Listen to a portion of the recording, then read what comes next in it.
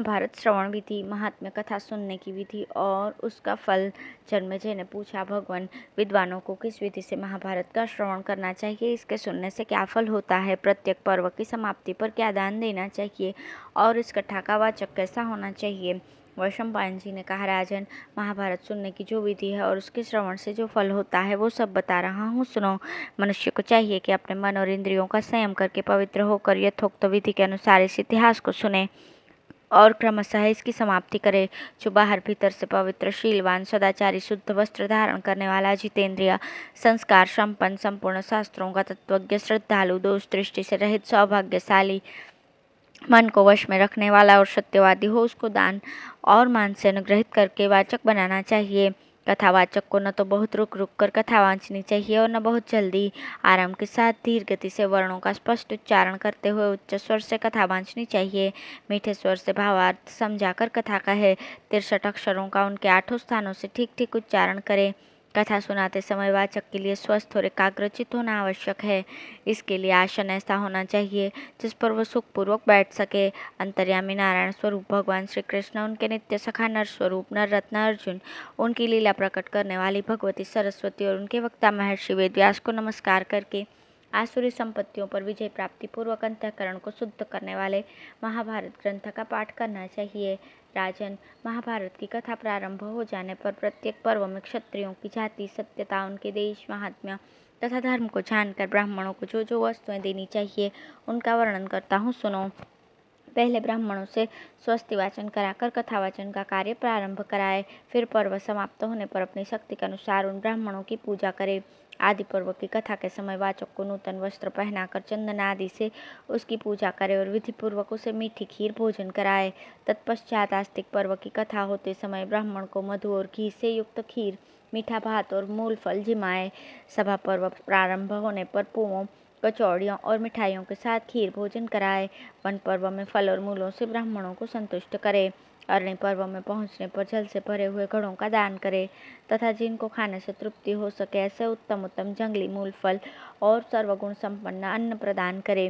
विराट पर्व में भांति भांति के वस्त्र दान करे तथा उद्योग पर्व में ब्राह्मणों को चंदन और फूलों की माला से विभूषित करके उन्हें उत्तम अन्न भोजन कराए। भीष्म पर्व में उत्तम सवारी और सर्वगुण संपन्न बढ़िया पकवान प्रदान करे। द्रोण पर्व में ब्राह्मणों को उत्तम भोजन कराए। कर्ण पर्व में भी ब्राह्मणों की संपूर्ण कामनाएं पूर्ण करने के साथ ही उन्हें अच्छा भोजन देना चाहिए। शल्य पर्व में मन को एकाग्र करके मीठे भात, पुए, तृप्ति करने वाले फल और मिठाइयों के साथ सब प्रकार का अन्न दान करना चाहिए। गदा पर्व में मूंग मिलाए हुए अन्न का दान करना उचित है। स्त्री पर्व में अच्छे अच्छे ब्राह्मणों को तरह तरह के रत्नों से संतुष्ट करे। ऐशिक पर्व में पहले घी मिलाया हुआ भात जिमाए, फिर सब प्रकार के गुणों से युक्त एवं स्वादिष्ट अन्न भोजन कराए। शांति पर्व में भी ब्राह्मणों को भविष्य का ही भोजन देना चाहिए। अश्वमेधिक पर्व में पहुंचने पर सबकी रुचि के अनुकूल भोजन दे तथा आश्रम वार्षिक पर्व में हविष्य भोजन कराए। मौसल पर्व में सर्वगुण संपन्न अन्न, चंदन, माला और अनुलेपन दान करे। महाप्रस्थानिक पर्व में भी ऐसा ही करे। फिर स्वर्गारोहण पर्व में ब्राह्मणों को खीर भोजन कराए।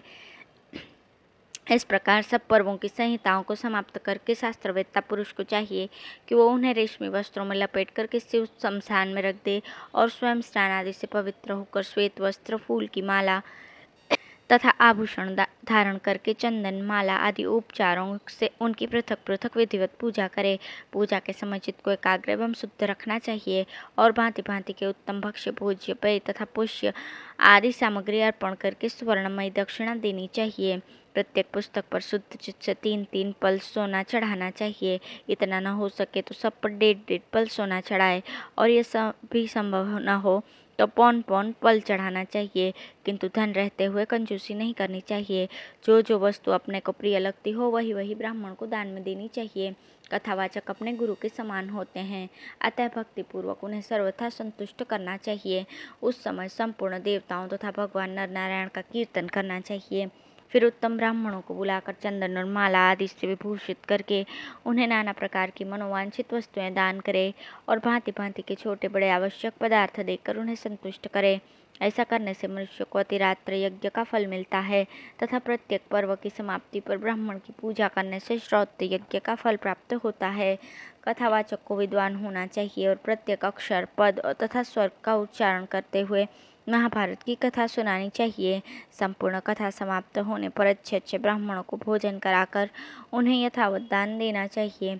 फिर वाचक को भी वस्त्र और अलंकारों से विभूषित करके उत्तम अन्न भोजन कराना चाहिए।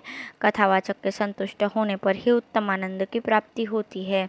ब्राह्मणों के संतुष्ट होने पर श्रोता के ऊपर समस्त देवता प्रसन्न हो जाते हैं।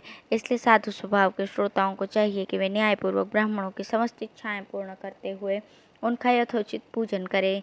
राजन, तुम्हारे पूछने के अनुसार ये मैंने महाभारत के सुनने तथा उसका पारायण करने की विधि बतलाई है। इस पर श्रद्धा करो और यदि अपना परम कल्याण चाहो तो सदा यत्नपूर्वक इसका पालन करते रहो।